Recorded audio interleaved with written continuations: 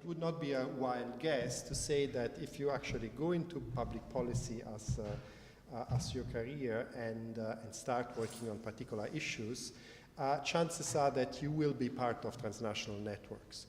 Policy making is increasingly based on networking with policymakers in other countries. Again, this is a bit trivial observation, but whatever, in a way, your area of expertise will be, if you're working, for instance, on matters of food safety, chances are that at some point you will interact with colleagues in other countries within the Codex Alimentarius framework.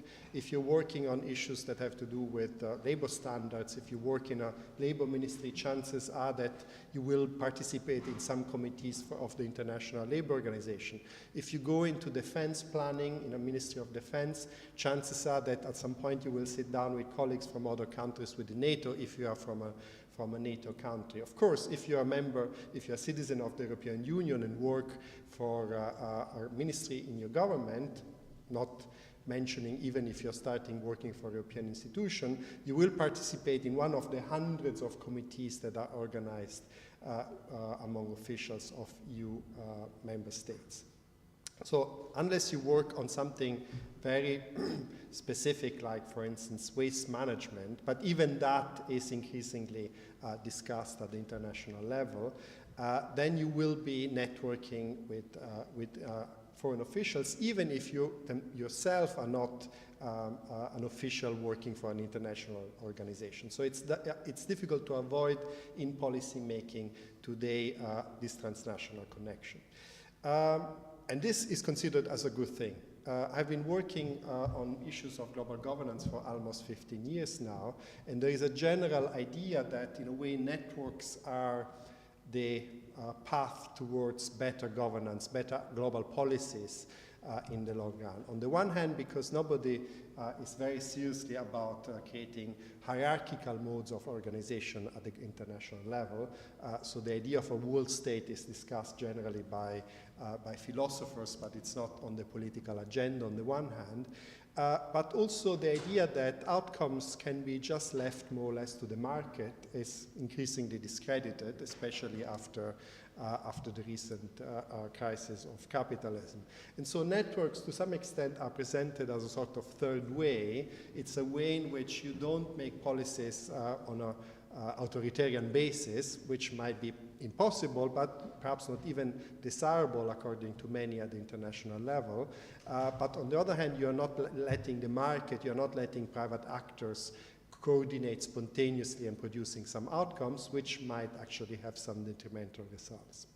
So global governance talk is full of references to networks as a way to organize international policy making. On the other hand, I should also say, and this is the reason that motivated this research project in the first place, that much of the talk of networks in international policy making is rather unsystematic and loose. The idea is that, of course, you have networks in the sense of complex nodes and links between various policymakers, but the way of actually trying to measure the extent to which this is happening and also what effect this has on policy making is still in its infancy. So in a way, what I would like to speak today about is a way to get a little bit of a firm understanding of what this networking entails and what effect it has on policies. There is generally quite a significant amount of consensus, at least in the literature on global governance, if not the broader literature in international relations, that networks matter in a number of ways. They matter in a way because they change the policy context. It makes a difference whether you are making policies on tax in an environment where essentially every tax official makes decisions as if the rest of the world did not exist, or in a situation where actually there are high levels of communication, or even learning from one experience to the other.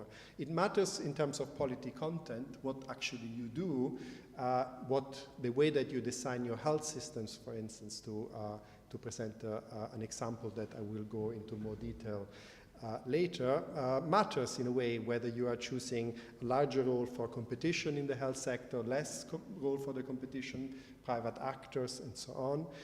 It matters in terms of the policy resources that you can use as a policymaker, because networks often provide material resources, but even knowledge in a way is an important resource in policy making.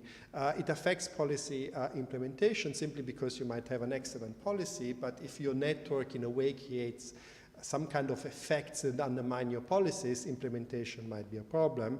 And of course, as a result of all those levels, at the end, networks matter for policy outcomes. I'm not going to say a lot about the causal mechanisms that might produce these network effects, partly because if you have already studied a bit of international relations, you probably know this literature quite well. You have more constructivist authors that stress the effects of communication, the literature on epistemic communities that might be familiar to you, and the literature on norm diffusion. But in any case, what happens here is that networks are the channels to which information is passed, so knowledge about ways of doing policy, but also in a way knowledge both about know-how, information, but also know why. Why would you want to invest more money into health system? What are the benefits for other areas like economic development, for instance? So why would you want to increase primary health care, for instance? But also norms are important. Policy making, of course, is based on essentially policy objectives, and these policy objectives are to a large extent the result of ideas about what a government should do, what social outcomes a government should be producing, and the fact that we are now taking for granted that government should provide, for instance, primary education for everyone. Historically, it's actually not, it has not been taken for granted at all. This is a relatively recent achievement, for instance. So the idea that a modern state has the duty to provide opportunities of education for everyone in a country is again the results of the diffusion of a particular norm about what a modern state should do.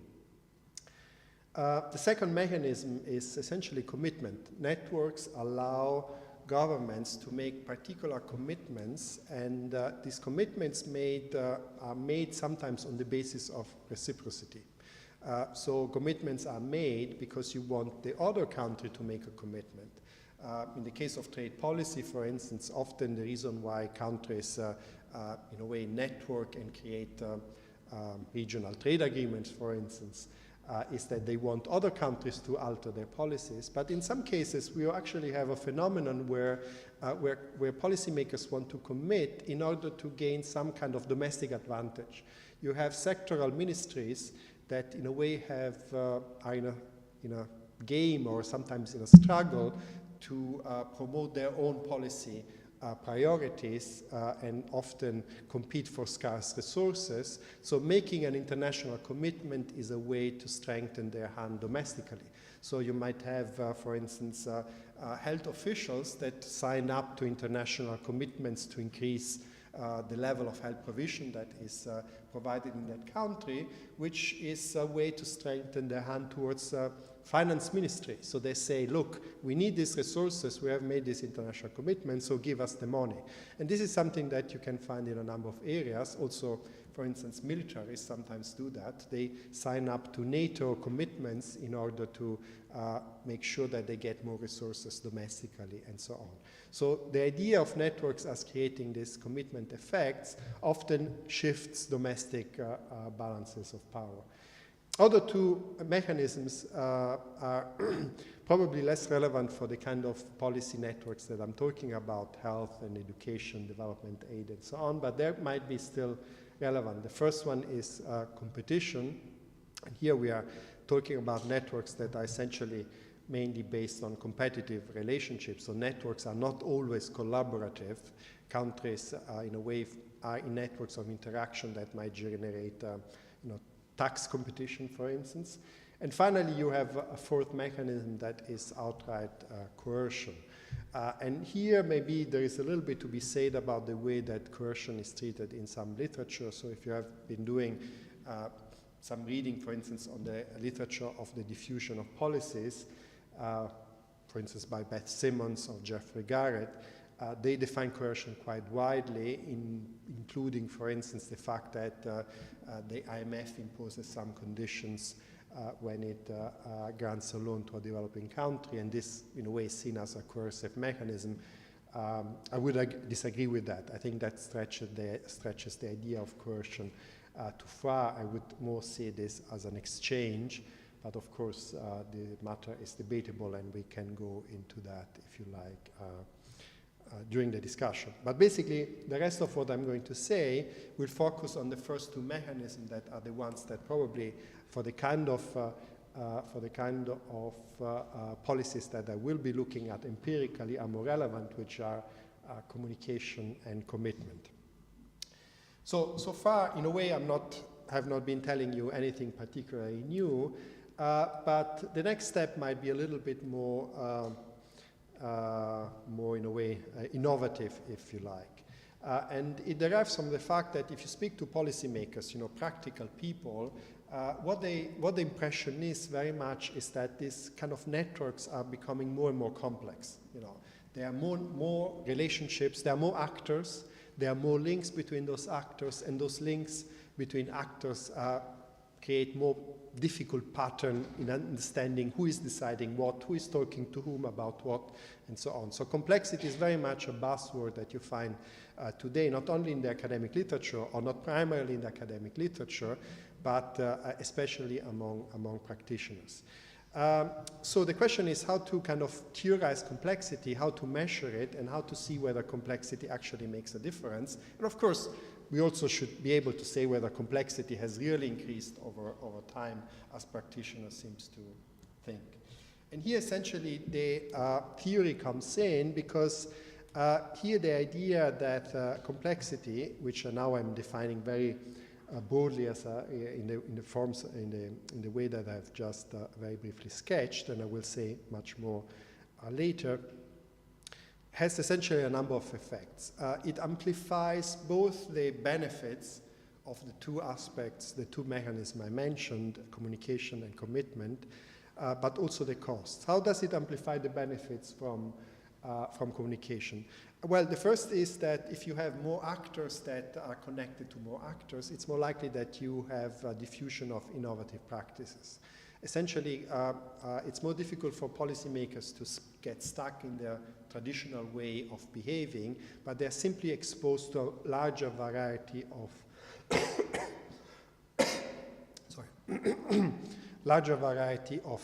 ideas, knowledge, norms, and so on. This has something to do with a second mechanism, which is competition. If you are essentially offering development assistance to a developing country, for instance, you can essentially tell this developing country saying, okay, here's the money, but we want you to implement that kind of policies. We know that this policy has worked in other contexts, so this essentially we condition the aid that we give to you actually accepting our policy recommendations. If you have developing countries linked to more donors, it is more likely that those donors need to compete for attention. They cannot simply say, this is the policy package, take it. They need to say, well, the policy package that we propose is actually better, more effective than the policy package that the other donor proposes. So they need to give more evidence. They need to justify the conditions they attach. And sometimes they might be convinced and say, actually, perhaps our policy package is not that effective. So there is more an incentive to, in a way, the marketplace of ideas. There is more an incentive of producing information that is persuasive. Robustness is another traditional benefit of complex network. If there is an interruption in communication at some point between some nodes, for instance, think of countries where political relationships deteriorate. There is no longer development aid flowing from one country to the other. The receiving country is not in a way left alone, but can can use other links in order to make up for the links that are broken. This is not only a material relationship, but also it continues in a way. The flow of information, of innovation, continues to reach countries, even if some links are broken. And the idea is, generally speaking, this is not necessarily the case, but complex networks tend to also be more diverse. There's simply more diversity of orientation that produces more heterogeneity of polities, and this also is good, because if actors have the same goal but different ideas about how to reach that goal, the general system is more likely to find the right solution. There are also benefits from commitments that are amplified by networks that are more complex. The first one is that sanctioning probably can become more effective.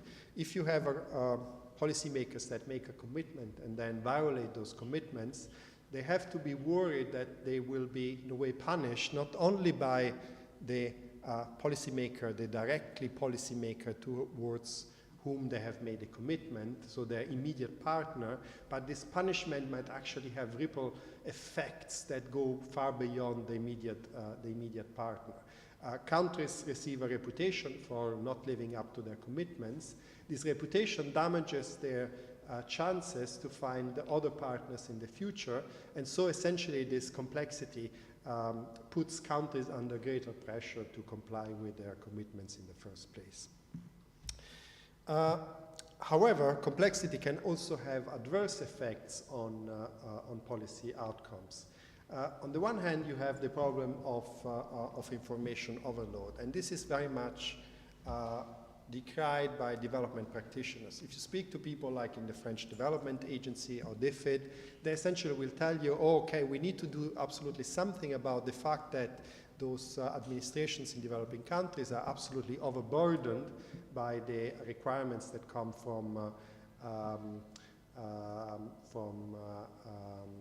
development aid. On the one hand, you have the communication problem, you have the fact that they're simply receiving too much information, you have many people, policymakers from abroad, that come and tell them what to do, they're confused, their policies become incoherent, and so on and so on.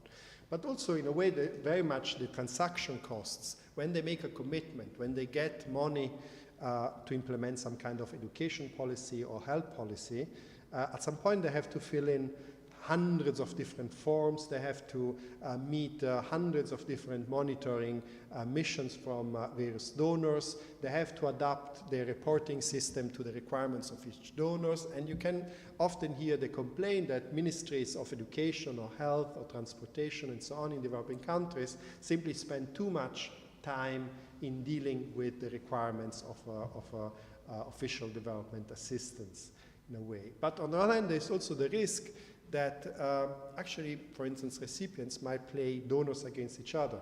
So this is a problem for commitment. So a donor makes a commitment towards, a recipient makes a commitment towards one particular donor, and then doesn't comply with that commitment, and just say, well, I have plenty of other donors that are willing to give me money. So this is exactly the opposite of the effect I mentioned earlier. Instead of sanctioning being diffused through a complex network, in this case, the availability of many different links with different donors makes it easier to avoid complying with commitments.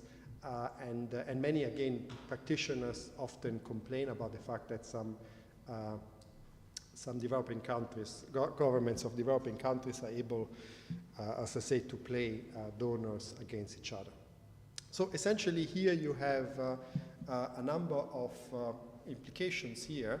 We are not sure whether complexity, first, whether complexity exists, is increasing, and second, whether it has mainly positive or mainly negative aspect. We have reasons to believe both, but then it becomes an empirical issue to determine the relative weight of all those mechanisms.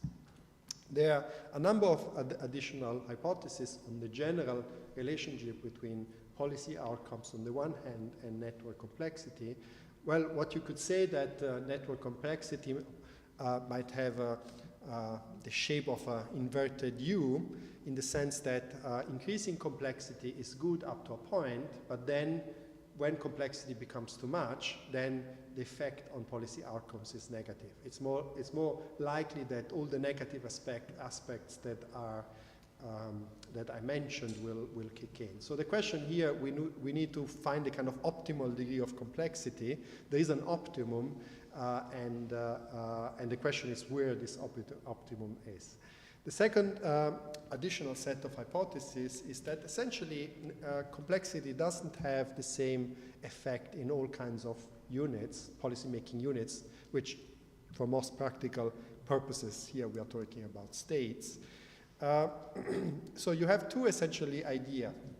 The first one is that in order to benefit from more complex network, you need to have high levels of capacity. You need to have processing capacities. So if your administration is able to process high amounts of information and deal with many donors and so on, then it is likely to benefit. So national capacities and global networks are complementary. The alternative hypothesis is that it's precisely those countries that have low levels of national capacities that benefit from network most. Because those countries with high level of capacity find the information by themselves.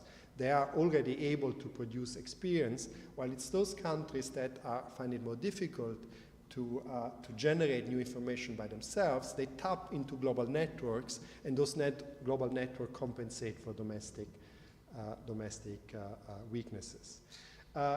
Another hypothesis deals with something that in sociology has been very intensely debated. Is it better in terms of goal attainment if you have many ties with many people or states or something? I mean, the sociologists tend to think in terms of individuals. Or is it better to have few strong ties? And the traditional area of exploration is somebody looking for a job. So is somebody looking for a job more effective in finding a job if this person has many different ties with people that he or she knows very fleetingly, so doesn't have very intense interaction with? Or is it better for finding a job that you have very intense ties with a more limited number of people? And sociologists usually think that the first one is better simply because if you have many ties, if you have ties, very strongly intense ties with a small group of people, the information that circulates in these small networks basically is not new information. What those people tell you, you already know, basically. While it's precisely ties with people that are not connected to other people you know that bring in new information. Even if you meet those people very rarely, when you meet them, they will actually direct you towards new jobs, new opportunities, and so on. So this is the debate in sociology, but something similar can also be said in global policy. And then, of course, there is the problem of the relative importance of the various causal mechanisms, in particular the question of knowledge and norms transmission. This is part of the project I'm not going to speak about today because it involves other techniques, not the main technique I'll be using, but we are dealing with these issues by using something called spatial econometrics that looks at essentially how the intensity of ties between any two nodes impacts the transmission of behaviors, policies, attitudes between those two nodes. So this is a sort of additional direction in which our research is going. Okay, I've been using this word complexity quite loosely for a reason so far, which is that we don't have a good theorization and operationalization of complexity in those studies. And this, in a way, research project that I'm going to go now into the findings a little bit more in a minute is trying to address that. It's not that you don't have discussions about complexity. For instance, if you look at computer science and generally the mathematical sciences or sciences that use mathematical concepts like physics and so on, you have essentially something that a conception of complexity which is relevant here, but essentially is based on how easy it is to describe something. Think of a sequence of numbers. Okay, if the sequence of numbers is 0, 1, 0, 1, 0, 1, 0, 1. Okay, it just takes you very little information to tell you how to describe this sequence of number. No? It's alternate 0 and 1, and that's it. If you have a series of random numbers, essentially that are created without any particular criterion, the only way to describe this series of random numbers is actually to replicate the series. You have to basically tell the whole series of numbers in order to provide a description of it. And this is the way how many people think about complexity, but it is less applicable to what we are dealing here, in which it's not simply a matter of describing how you would describe a particular network, but it is also a matter in a way how to visualize spatially the size and the connections that you find in this network. This is why it is probably more useful to go into a field of analysis called social network analysis that has precisely tried to measure network effects based on a description or the creation of some properties of individuals and connections between networks. And it is surprising this juncture between, on the one hand, a global policy and global governance literature that speaks about networks all the time, and how few studies actually have used formal mathematical social network analysis actually to illustrate and to provide evidence for the effects that are hypothesized. So I'm not going to give you a very detailed description about what social network analysis is, but essentially the assumption of social network analysis is that in order to know how individual and collective outcomes come about, so things that happen to individuals or things that happens to collectivity, you should not only look at individual members of that collectivity, so what happens to them, what their properties are, their features, and so on, but you actually should look at the patterns of association between them, the linkages, and so on. So essentially, the focus of social network analysis is to identify what kind of linkages exist between the nodes in a particular network. And in order to do that, social network analysis creates a number of indicators, measures, that focus on the one hand local properties, so they essentially try to describe the position, the structural position of a particular unit or node into a network, and this essentially is a measure that is different, usually different for each node, or they speak about global properties, so they look at the network as a whole and try to say, well, we are now providing some kind of description of the network as a whole. And without going very much into detail, essentially degree centrality is the simplest measure that you can use to describe the position of a node into a particular network, which is essentially is the relationship between the node and other nodes, purely in quantitative terms. So how many nodes are connected to that node, and what kind of flows, what is the intensity of those connections. Closeness centrality is a little bit more complicated concept because it also includes the fact that those nodes that the focal node are connected to other nodes, which are connected to other nodes. So closeness centrality actually tries to capture from the perspective of individual nodes the connections in the network as a whole. And this is a particularly useful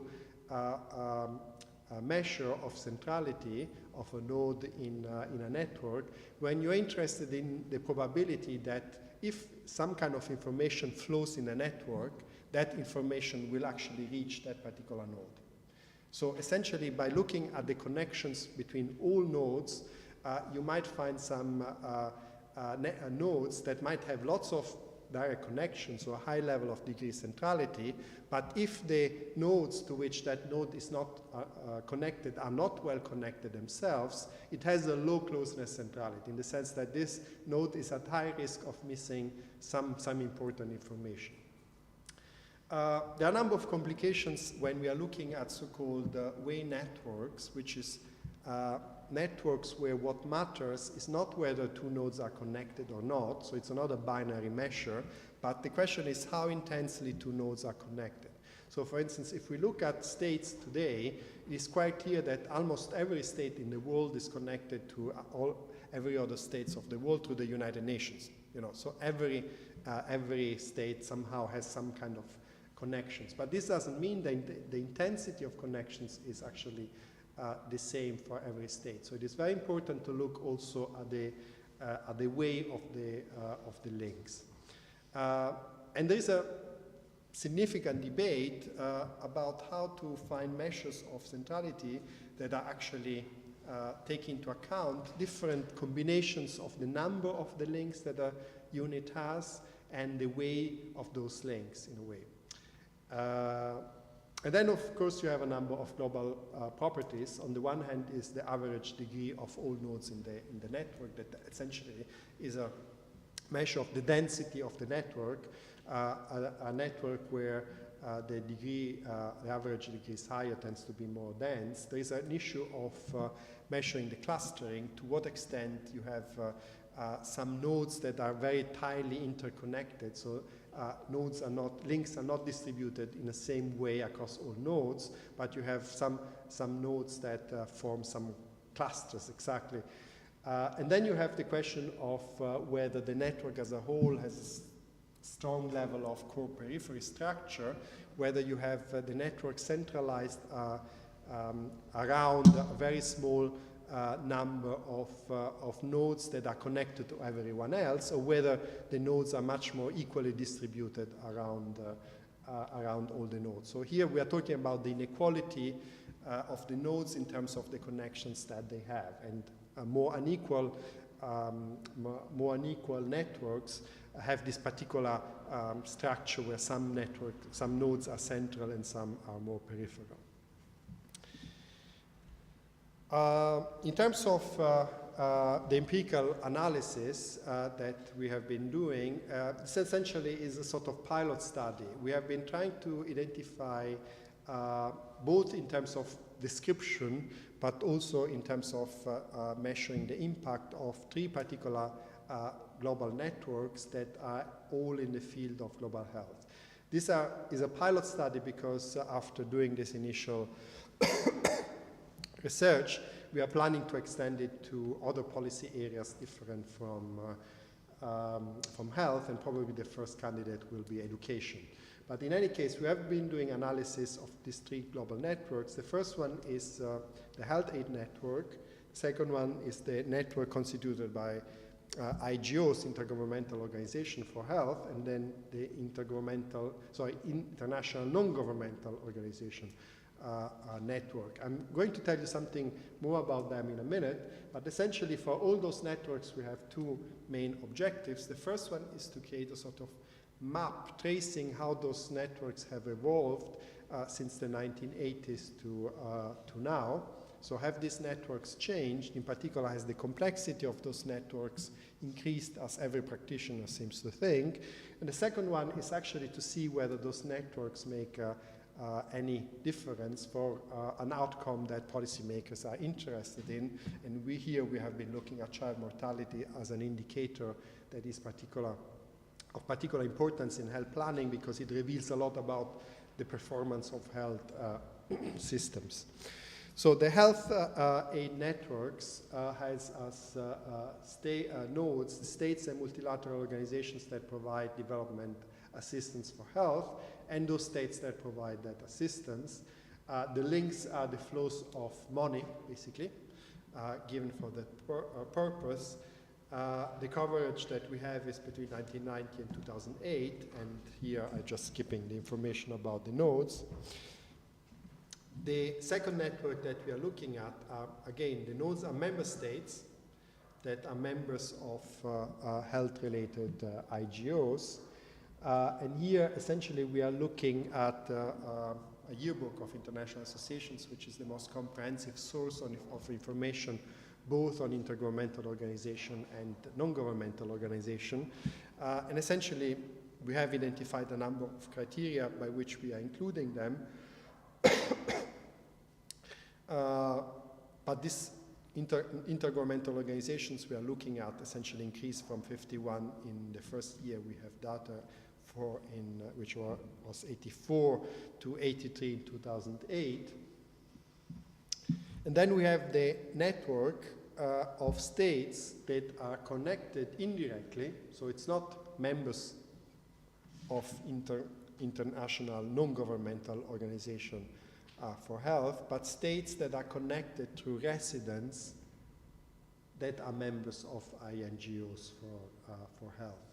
So essentially here the idea is that you should not be only looking at public officials that communicate and interact with each other through official channels created either by official development assistance for health or intergovernmental organizations, but what matters is also private actors that communicate with each other, have interactions within international non-governmental organizations for health, and then this interaction feeds back into policy making, simply because policymakers interact with public health officials, public health NGOs. Some of them might be more health activists, some of them might be more specialists, there might be technical people, doctors, of course.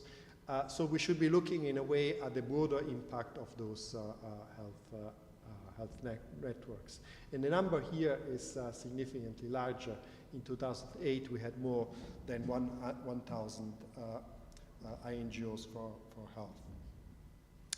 So this graph shows you essentially the first theme that you are interested in. This shows you that between 1990s and 2008, there has been a significant increase in the average degree of the health aid network. So the recipients are more connected to more donors, essentially. And the other measure is the core periphery structure that has tended to decrease. So at the beginning of this period, there were a few donors that were quite central in the health networks, and generally the tendency has been for the centrality to decrease. But then, as you see at the end of the 2000s, the centrality has increased. The core periphery structure has taken an upward turn, and we are still trying to find out exactly what the causes of that is. But the general trend has been towards an initial centralization and then decentralization. If we look at the IGO network, we see a similar pattern. It is simply the case that more states are connected to more other states through IGOs, and also that, generally speaking, the system has become less centralized. It's become more pluralistic, if you like, than it was during the 1980s. And a similar pattern applies also to INGOs, where you see an increase in average degree and a decrease in the core periphery structure. So this graph shows you at a glance that what practitioners are saying is in a way true, that if we take those two measures to global level measures as indicators of complexity, then this complexity has certainly changed and increased over the period that we are studying. If we are now shifting from the level of the networks as a whole to the local properties, so we are saying essentially that each unit, and we are talking here mainly about states, faces different levels of complexity in their networks. So not every state has the same level of complex relationship to the three networks we are studying. Then we also want to know whether there is a relationship between those different levels of complexity in networks and the policy outcomes. And here we are essentially using as independent variable in this statistical analysis degree of centrality and closeness centrality, and we are looking at the effects that this independent variable have on child mortality divided by four different types. Child mortality immediately after birth, then under 1, between 1 and 5 years of age, and under 5. And then we have been including a number of control variables in our analysis, which are health aid per capita, GDP per capita, urbanization, trade, democracy, war, and whether the country is in a tropical region. and this gives some detail about the method. And so I can report some provisional findings. We are still, in a way, working on them, but I think the paper has been circulated on which this presentation is based, so you can look at the details in that paper. But basically what we found is that higher levels of centrality, both degree centrality and closeness centrality, result in lower mortality rate, or should be saying are associated with lower mortality rates in more or less all kind of measures of child mortality, so from neonatal mortality to under 5 mortality. And this result holds for all 3 networks that we have. The idea that this relationship is U-shaped does not find support in our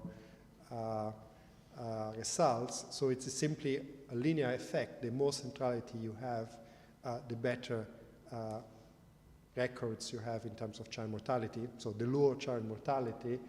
What we found that, generally speaking,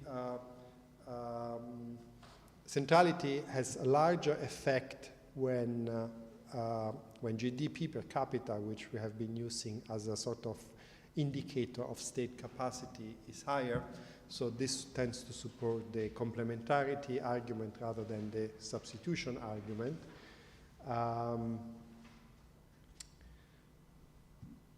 Although I should also say here that, in a way, the threshold from which GDP per capita, the threshold of GDP per capita from which centrality has a positive effect is very low.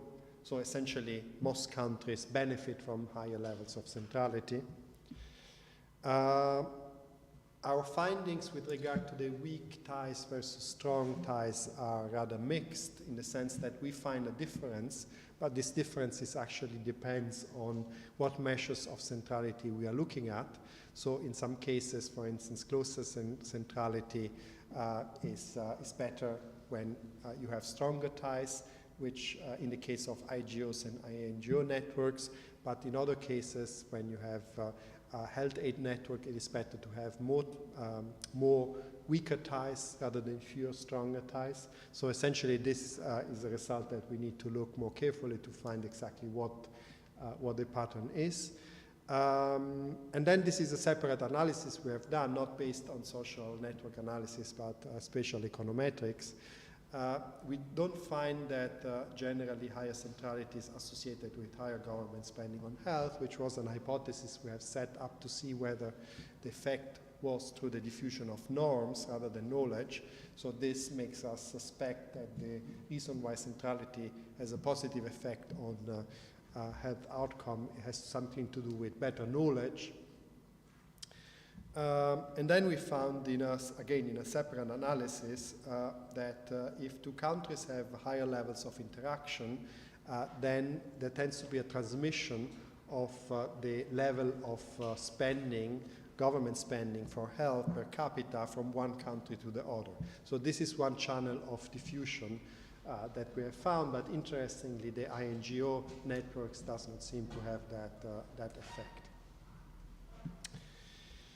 So finally, what are the next steps for this research project? The first one is that we need to analyze our findings more carefully. For instance, this weak ties versus strong ties effect. We don't know exactly why closeness centrality has different effects depending on which networks we are talking about. So this is something that we need to hypothesize and, if possible, find additional tests to test our explanation for that. We need to have more checks of the robustness of our findings by including other control variables, doing subsamples, and so on. We essentially found that networks have an effect on policy outcomes, but we have not been able to pinpoint exactly why. So we don't know whether it's the communication effects, and within that, whether it's norm or knowledge, or whether it's commitment, and so on. So essentially what we need to is to find some kind of proxy for those effects that will be able to tease out the various mechanisms that might produce our effect. But this is a very, very difficult task because information is lacking at the international level. We have essentially used very rough measures of connections to IGOs. So we have put IGOs in one pot that have very high levels of interaction capacity, that organizes lots of meetings, that provide lots of information, with IGOs that are much less active on that.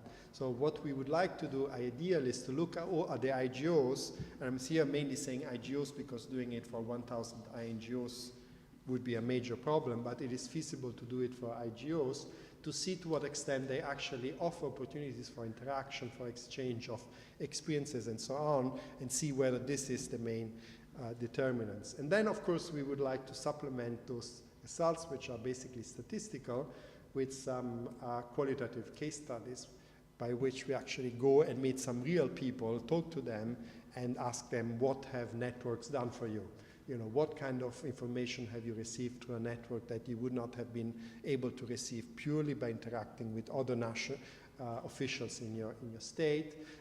Were you, in a way, influenced by norms, by knowledge that has been produced? Did networks allow you to make a commitment that was usefully at the domestic level, and so on? So basically, that's a summary of my research. It is still very much early days, but again, the reason why we started this research in the first place is that on the one hand, there seems to be a common consensus, wide consensus, that networks are the main kind of characteristic of global governance and global policy as we know it today. But on the other hand, we have not tapped into those techniques that allow us, in a way, to substantiate those claims in a more rigorous empirical way. So we hope that this methodology that we have developed can be useful and can also be usefully applied to other areas of global politics. Thank you very much.